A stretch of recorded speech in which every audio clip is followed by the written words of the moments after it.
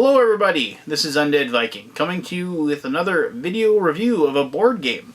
The board game in question today is Exile Sun by Eric A. Martin from Game Night Games. This is Eric Martin's first design, and actually I believe this is his publishing company, and this is their first game. This game is for 2 to 6 people, and it says the game lasts about a half hour per person. Thematically, obviously, as you can probably guess, it is a space game, and what the game does is it gives control over a faction to each of the players who are in the same solar system around an Exile Sun, and they are currently warring against each other, having it out, if you will, for over dominion of the area. As you can probably guess, this game is a lot about spaceship combat, and it is about controlling other people's planets and taking things over and flying through space and asteroid fields and the whole 9 yards as far as your mind can take you as far as a space themed game will go. It is not exactly as straightforward as you might think, however. There's a lot of bluffing and counter bluffing going on, and perhaps some negotiation. And also, there's a lot of the combat system is a little innovative and different. It's something that you probably haven't seen before, and I'll show you that, of course, when I go through the gameplay. And also, there is a nice blind bidding mechanic as well for when you resupply yourself and create ships, and I'll show you that as well. The half hour per person, I think, is fairly accurate. However, it was my experience that after, just as with any game, after you played it a few times, people tend to move their turns along faster, and the game doesn't last as long. And the really nice thing about the game is actually fairly modular as far as how long the game lasts, because the players get to determine how many turns the game will last before the game actually begins. So if you're looking for a faster game, you can shorten the turns, and if you're looking for a more epically long game, you can lengthen out the turns. So that's kind of one of those nice things about when the game is inherently changeable, to fit with in the parameters that your particular gaming group has at any given moment. But anyway, let me show you how the game works, and then I will tell you exactly what I think of Exile Sun. Alright, let's do that. Here we go. Alright, what you see here is a 4-player game of Exile Sun setup. I'm going to kind of just explain the board really quick to you. Obviously, these are the different quadrants of space that are controlled presently by the red, the green, the blue, and the purple player. And this, as I said, this game does play between 2 to 6 people. And so you'll notice that these two squares have no home planets or anything in them. However, the cool thing about this game is that if you pick up the hexagon tile, and you'll notice that like a lot of games that go with this hexagon tile system, a lot of space games use this actually. You'll notice that there's these cool outside tiles that hold everything together. That's awesome.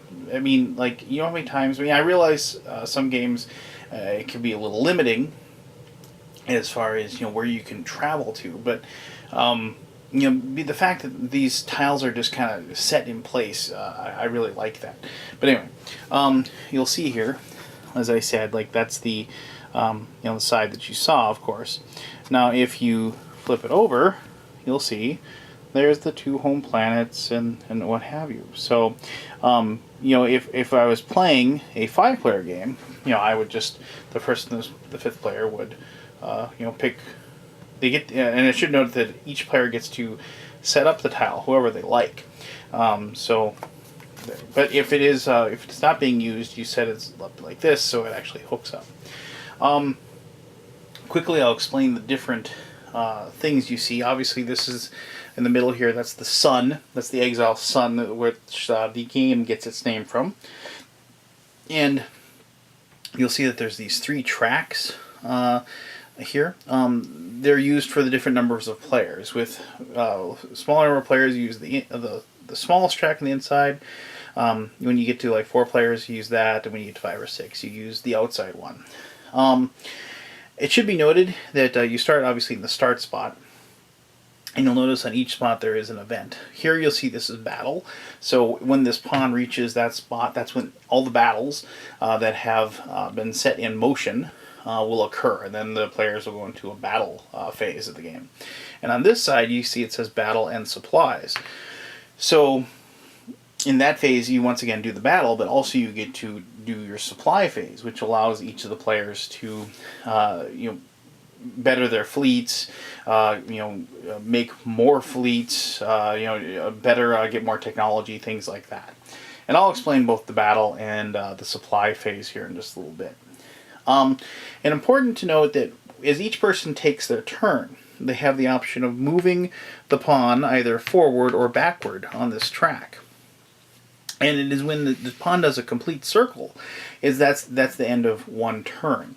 And so, like, if a game lasts 3 turns, it isn't always going to be just moving forward one. Occasionally, players, for whatever reason, like if they're getting close to a battle and they haven't set up to fight in the way they want, they'll take their turn and they'll move it back one. So then the next person will go and they might move it forward, but they haven't reached that battle portion of the game yet.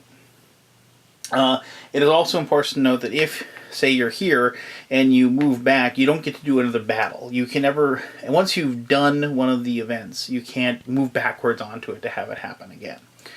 Anyway, that's something to keep in mind when I explain how the turns work in the game. All right, each person gets a section of the space, and also they get a pawn, which they'll use to mark which turn they take. And also they get, their ships and what have you when they place those up. But they also get these player boards, as you can probably expect.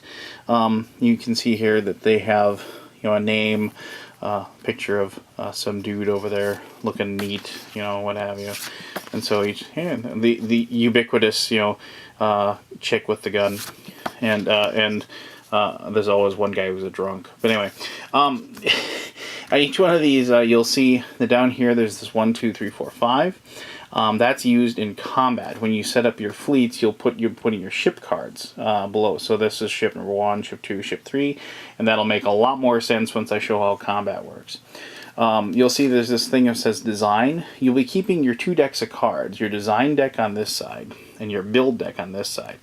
Quickly, and I'm getting a little bit mad at myself, but the design deck technically has the better ships in it. It has the larger ships, your cruisers and battleships, whereas your build deck has your smaller ships, your frigates and your destroyers. As the game progresses, you'll design battleships that will be placed in your build deck, and then once those ships are in your build deck, you're all allowed to build those. So that's why there's the 2 separate sides. In the middle here, you have the name, the Shade Syndicate, but it has these little stats here. 5 is the movement points the Shade Syndicate gets in each one of their turn. Movement points are very important because you don't get a lot of them, and they're used for a lot of different things. 7 is the maximum number of cards they can have in your hand, and those are your ship cards. When you do combat, say like you do combat with a fleet that has 4 ships in it, you'll choose 4 cards out of your hand to populate that fleet. So the more cards obviously you have in hand, the more wide options you have and the better off you'll be. This little circle here with nothing in it means that they have non-armored ships. Now, you'll notice here the Exile Guard, they have a little plus in there, and that means that they have armored ships. Now, what that means is there's nothing like specifically that you'll be seeing or doing in battle when the armored or non-armored ships occur. But I will show you once we get to combat that armored ships are just slightly better than non-armored ships. So where you'll notice that the guard here only gets 4 moves, and then like I said, the Shade Syndicate got 5, but they get the slightly better ships. So it's one of those balancing things. You'll also notice that each one of these factions has a special ability. Like this one, ships with 1 damage repair free. Or, let's see, you can the feeling can move the timer pawn 2 times. So like look at that, and look, they get to have 9 cards in their hand. So okay, so you can see that it's one of those things where each faction will have some way to break the rules. To begin the game, each player will get one of these cards, which is a technology card. They just look like that. And like you'd expect, these cards, they just have the ability to break the rules. Use this card and draw 2 ship cards from your build deck into your hand for free. And you can do this anytime. So the cards tell you when you can actually use those particular cards. Some of the cards will be like this. The modular launch bay, you can only use it during battle. And use this card after ship has been destroyed to replace it with a strikecraft card. And just so you know, strikecraft cards are kind of like neutral ships that you add if like you're ever in a battle with a fleet that you don't have enough cards in your hand to fill out. You will just get one of these dudes here, which is a strike fleet card, and all of these are pretty much the same, and they're weak, but at the very least you at least get something to fill up that space. Okay, so and I know you're probably, what does that mean? What does that mean? I'll explain remember this, what that looks like, and then when I explain how the battles work, you'll understand what that means. All right, so the last thing you get before you start is you will get an agenda. This is a secret agenda. And each player gets one of these. And this is a way that after a battle is complete, all the battles are complete, you see if you've completed your secret agenda. And if you have, you earn those victory points. So this one says, there's some flavor text here, but it's worth 2 points. And if you destroy a heavy fleet, you earn those 2 points. So that's just something you keep in your hand, and you hope you can complete that. If you ever get one of these that you just aren't going to be able to complete, you can forego all of your movement on your turn and then draw a new secret agenda. Now, before the game starts, you will draw 4 agendas that will be communal. And you just have these, and you can see here's like win a battle using a heavy fleet, destroy a medium fleet, win a battle using a medium fleet, destroy a light fleet. And these particular ones are each worth 1 victory point, but you place them off to the side of the board, and each person has the ability to earn those. It isn't something where if you succeed at one of that, you're the only person that gets those. Anybody can after a battle. And if those are satisfied after a battle, you discard them after awarding the victory points, and you replenish them with more cards out of the agenda deck. And finally, one last thing, and I assure you, we're going to get to moving ships and the meat and potatoes of the game. But there is this. This is the bonus mission. And you get 2 victory points earned. And if you notice, it says place a marker on this worth 2 victory points each time you destroy an enemy flagship, destroy an enemy shipyard, or win a battle on any planet. Now that can be you defending your own planet against an attack, or taking over somebody's planet. So, alright. Those are the little agenda and extra victory points that you get when you finish off a battle. Now, the game is about ready to begin. You will randomly determine whoever the first player is, like whatever it is, shake these up and drop one. But whoever the first player is, they will pick, in this situation, they're going to, after this first turn, whoever is in last place in the victory point channel will get to pick, after that battle sequence, which first. And you'll notice that around the board, and since this is just a 4-player game, we'll only be using 1, 2, 3, and 4. There's these spots with an 8, a 9, an 8, and an 8. The number is important because that tells you how many points you will get to use when you go into a supply phase. So in this situation, green, say, went first, he wants the 9 points for the supply phase, so he puts his marker there. Purple decides they want to go first. Blue decides they want to go after everybody else, and red gets that one. So now you know what the turn order is going to be. Before the game begins, you're going to go through a supply phase. Now, bear with me. Everybody gets one of these, And you're probably like, well, what is that? Well, for the time being, don't bother looking at the top that says defend and attack. Don't worry about those numbers. But remember what I showed you, that thing with the ship combat, with the 1, 2, 3, or 4, or 5? Yeah, you probably can figure that out, what's going on here. But if you notice down here, you'll see it: design, build, deploy, and research. Those are the things you're going to use during the supply phase. Design allows you to move a ship card from your design deck over to your build deck. Remember that I mentioned that? Build allows you to draw cards from the build deck. Deploy allows you to deploy more fleets. And research allows you to draw more technology cards. Now, I'm going to show you the inside of this, and hopefully you can see this. See those little ribbons there? Now this is, my hands are huge. So when I try to use these, what you're supposed to do is you're supposed to reach in here and adjust them like so. And move these little cardboard things up and down. Now, my friends with smaller hands seemingly have a much easier time of this than I do. But you can see there's these numbers 1, and you bid. You do a blind bid. You hold this in front of you and you say, okay, what am I going to bid? So if I've got the 9, like the green character did, I've got 9 points to divvy up for these 4 things. Now I could put 2 in each one and 3 in one, like so. But let's say I just want to go for broke with the design. I want to go with 4 points in design. I'll go 2 points in build, and I'll go 2 points in this, and 1 point in technology. So, so that's what I'm going to do, and that totals my 9. And then, so everybody holds this in front of them, like this, and then they say, and show. And you show, and so whoever, you're wondering, well, what does it matter as far as you bid? Well, if you notice that there are bonuses, that if you have the most in design, you get +2 cards, most in this, +2 cards, and the second most, you get those. In a 2-player game, you won't use the second most, but obviously. But so that's why you have a blind bid. So this is kind of where you're beginning to get into this game where there's a lot of blind and double blind information. So you're kind of trying to discern, maybe looking at what everybody else you think they're going to be interested in trying to take. Say like somebody has had a bad turn where they lost a lot of fleets, they're going to put a lot of points into deploy. So maybe you just don't put a lot into that. Instead you focus on technology or something like that. But you do that, you show, and then you do your supply.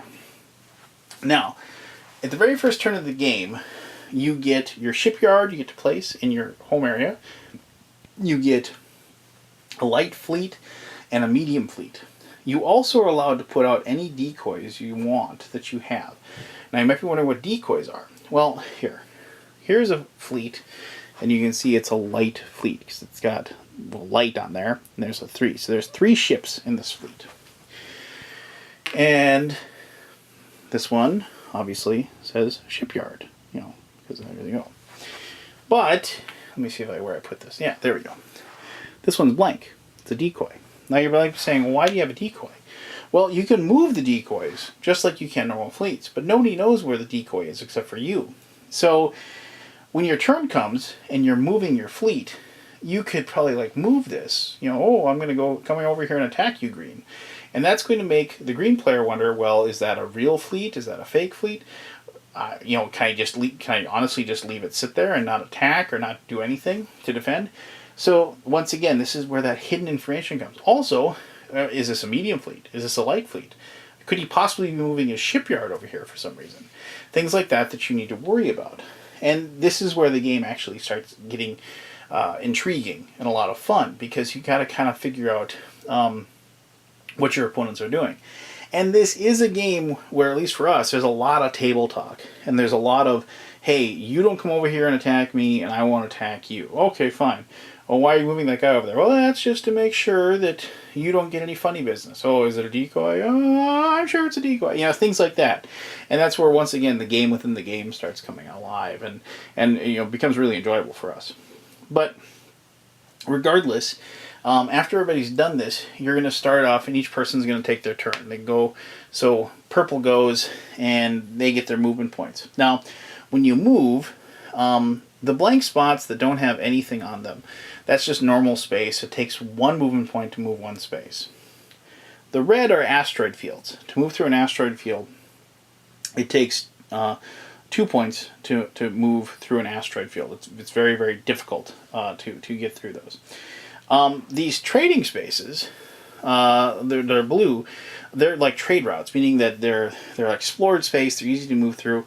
One movement point allows you to move 2 spaces through the trade routes. And the yellow spaces are militarized zones. If it is your militarized zone, your home area, it's the same as a trade route. But for everyone else, it's tougher to move through because obviously you're blockading things or you're impeding their movement. You'll also notice that there's these 3 portal gates here. If one of your ships should enter a portal gate, they immediately can pop out at any of the other ones, even the same one if you so desire. And when they pop out, they immediately have to move off. You can't end your move on a portal. Now, that doesn't mean you have to have a movement point. If this is my last movement point to enter a portal, I can pop out and then I get to go and appear somewhere else. And you can even land on top of another fleet. And that's how you actually initiate battles. Once you move and you place a ship on top of it, both of those ships are stuck. They're not going anywhere. And once the next battle phase happens, that's when you're going to reveal what those are and you're going to have your fight. It should be noted that also you can use a movement point to put out a decoy. So if I move this guy here and I'm going to say, well, I'm going to spend a movement point. I pick up one of my decoys like this, and I pick up him. I look at them both, so I say, okay, well, this one's my medium fleet, and this one's my decoy. He was right there. So I'm going to, and you can just sit there and say, well, I'm going to put, nobody else is going to know this, but I'll put my decoy there, but I'll put my medium fleet there. And they're like, okay, well, so, and then the next, so that I'll move him there, and, I'll move that guy there, or something like that. So now blue has to wonder, which one's the one I need to worry about. And so then, play continues, and each person gets to take a turn. Maybe it goes backwards and forwards, and so on and so forth, until finally you reach a battle phase. Now, remember what I said about this with the 1, 2, 3, 4, 5? What happens is that each person will have a deck of cards. At the beginning of the game, I should have mentioned that you start with these 2 cards in your hand, a shipyard and a flagship. And then you also get to draw. This is purple's design deck. This is purple's build deck. Before anything else happens, you get to draw one of these. And so, we got a battleship, and I got a frigate. And so you have a starting deck of 4. Now, with the supply phase, maybe I was able to draw, a couple more build cards to fill out my hand. So, purple is just sitting on these cards as far as what they have. Now, when you go into battle, each ship with every circle is worth 2 points. If you happen to have a ship that has a plus on it, that gives plus 1 point. If you have a ship that has a minus on it, like the shipyard, it's minus 1 point. But you still count all of them. So you have 2, 4, 6, 8, minus 1, minus 1. So you have this minus 6. So you have these in your hand. And I want to show you this really quickly. Remember what I said? Because I said the armored ships are just slightly better than the other ships. Here, I'll show you a comparison for blue to purple. And so, here you go. So, this frigate has 2 circles, normal. So that's 4 points. And this one also has 2, that's 4 points. But they have a minus and a plus. And you're saying, well, that really isn't any better. It's the same thing, right?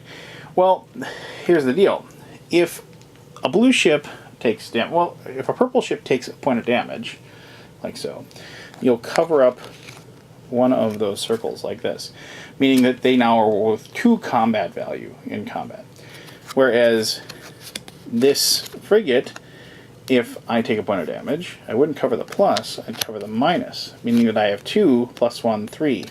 So you can see, it's just slightly better. And you might think, well, that doesn't really make that much difference. But every point is really, really important as far as combat value happens. But anyway, so when a combat occurs, like say blue and purple are having a combat.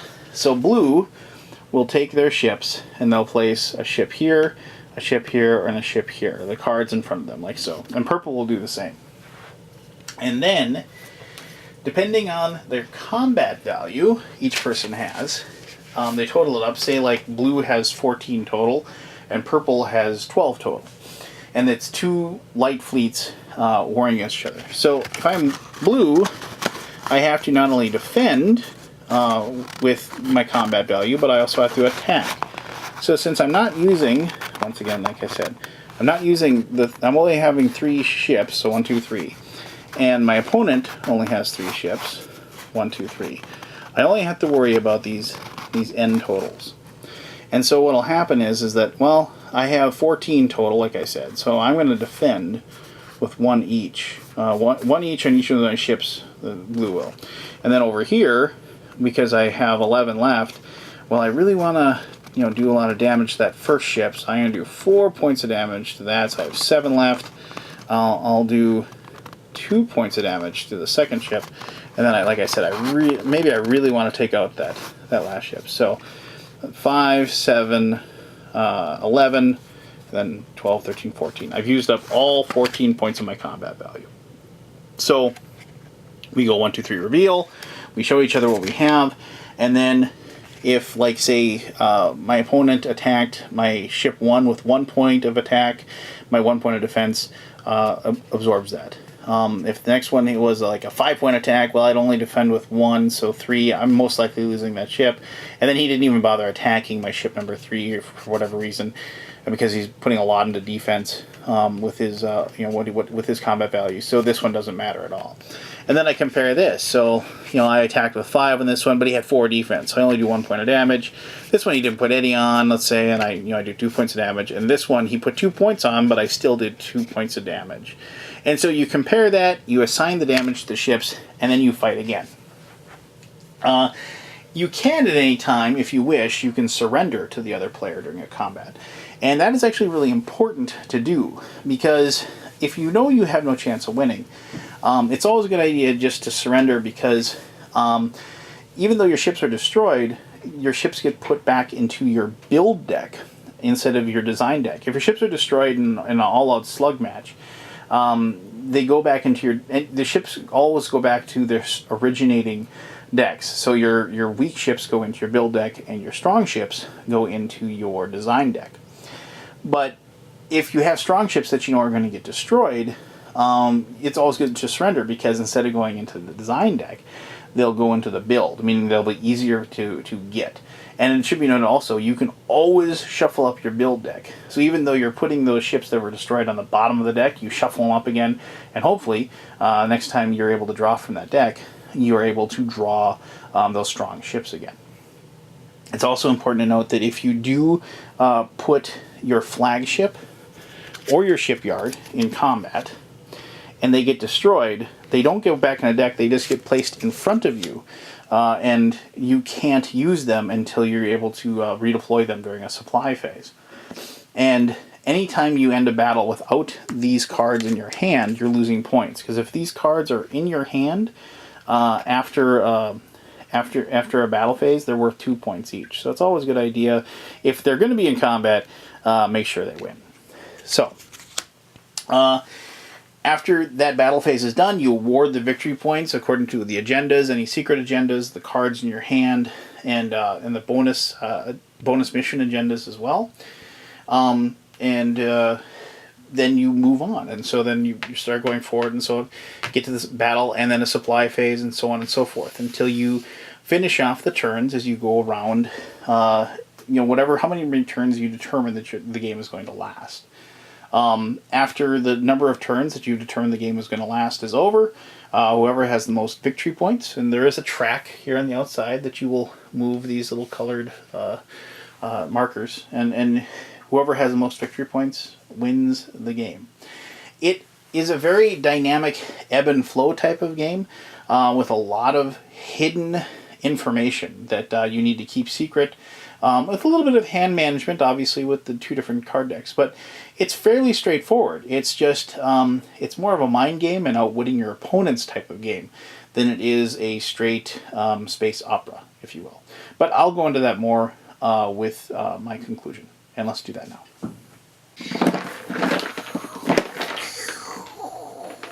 I really got to come up with something else when I come back. The box flipping thing's getting old. So if anybody's got any ideas, give them to me. But anyway, maybe I could do 10-second beer reviews. Anyway,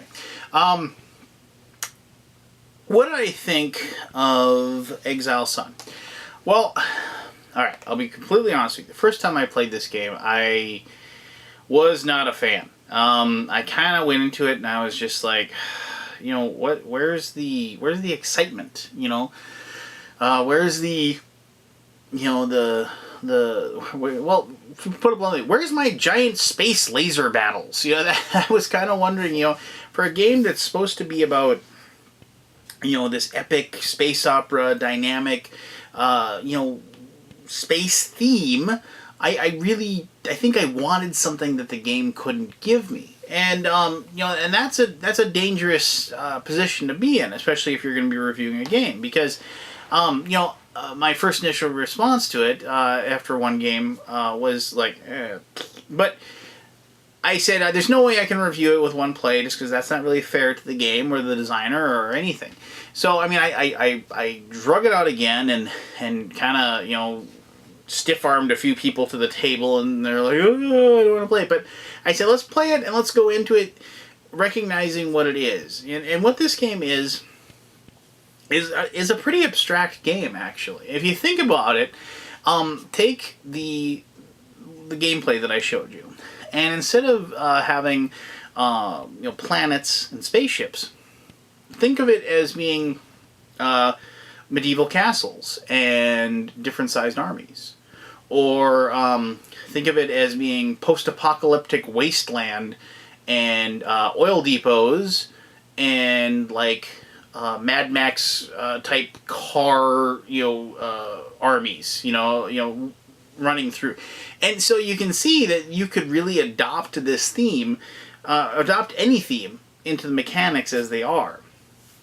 Obviously there'd be some weird little changes and stuff, but you see where I'm going with that.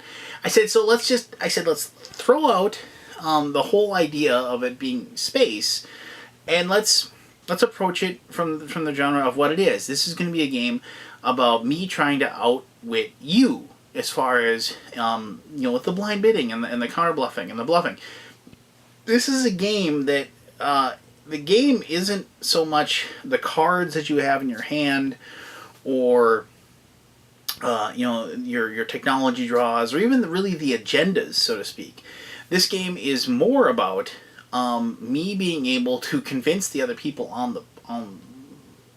the table that, one, I'm going to bid a certain way during those bidding supply phases, and two, I'm going to this ship that I'm moving isn't a decoy. This is a 5-ship fleet, and I'm coming to get you. And so you're going to divert your resources there, and then I have to discern. Well, what are you going to do? Are you going to be moving that over there? I mean, what size fleet is that? Is that just? Are you just throwing a light fleet out there just to draw my attention, just so I won't pay attention over here? And that is what the game becomes. And when we boiled it down to that, the game kind of opened itself up to us, and we found ourselves having a blast with the game. Gone was our thoughts of trying to shoehorn a game like Eclipse or Twilight Imperium into what this game was, and we just started enjoying the game for what it is. And what the game is like I said, it's an abstract conquest game with like victory points, victory point modifiers that you're looking for. Obviously you get the victory points for having your flagship or your shipyard in your hand after all is said and done, and also for owning your home planets. But it's the agendas, and the hidden agenda card that you have in your hand is what you need to be going for, because everybody else that's open knowledge as far as like what some of those victory points are for. But when you have those agenda cards out, it's you trying to, if they destroy a medium fleet, they get points.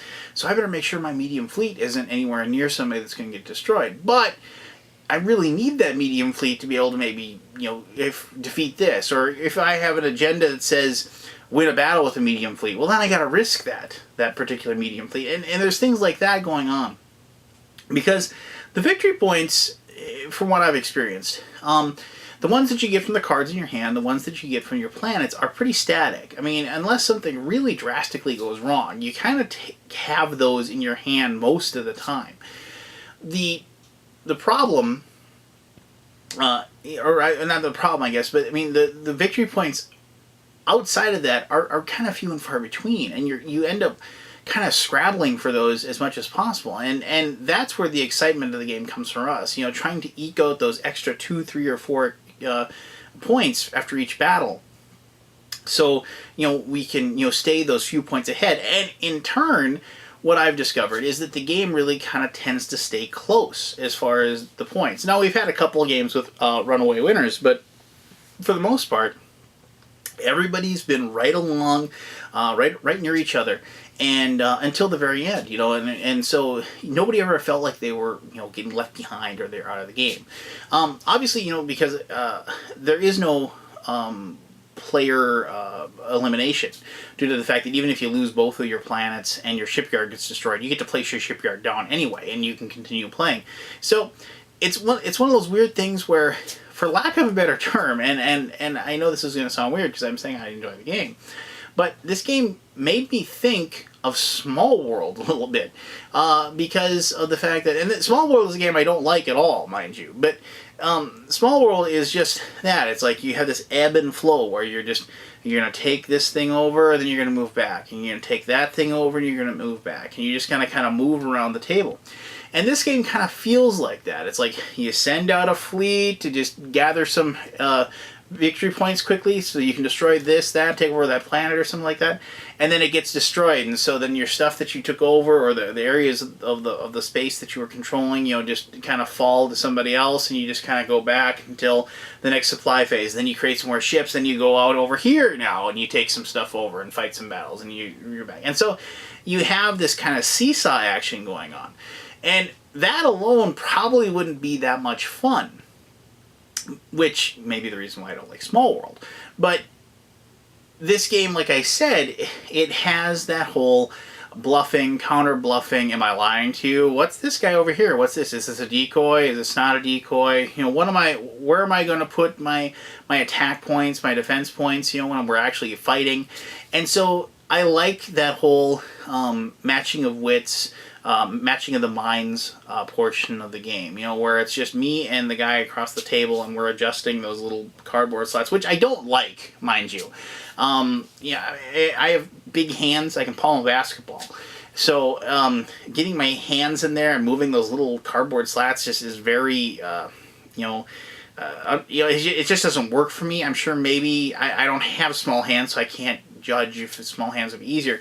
I mean, I wish there was some way, admittedly this is a components thing, and maybe it would cost more to do it, but if there was some sort of situation where you could just have dials or something in front of you, so you could just easily move them to where you wanted to, and then flip and show, it just seems like that would have worked better. But I don't know anything about how much component X or component Y costs, and what that would cost to make and put into a game. So regardless, they're still functional. I don't like them that much. But that the whole portion of the game where I finally actually, just like I said, get to match wits with somebody and actually get to try to deduce what I think the other person is doing, and then also at the same time try to think what they think what I think is, if that makes sense to you, so I can counter-think my thought that they think that I'm thinking. So, all in all, like I said, if you go into this game thinking you're going to have, big giant Star Wars, Star Trek-esque space battles, this isn't going to be a game for you. I mean, yes, they went to the trouble in the rule book to put some narrative fiction and stuff in there to kind of immerse you a little bit. But other than that, there really isn't anything about the game that really grabs you and draws you in and makes you care, about the theme. So if you go into it thinking that's what you're getting, you're probably not going to like the game much. But if you go into it and for the game that I've described to you, I think that this would, might fit really, really well with your group, and I think you're going to enjoy the heck out of it. So take that as you will. I know that I like it, and I know my friends like it. So, but let me know what you think. And if you have any questions or comments or ideas, by all means, leave those below, and I'll answer those to the best of my ability, or respond to them if it's just a comment to the best of my ability. As always, I thank you very much for taking the time to watch this video. And until next time, this is Undead Viking. You have yourself an awesome day. Talk to you later. Bye.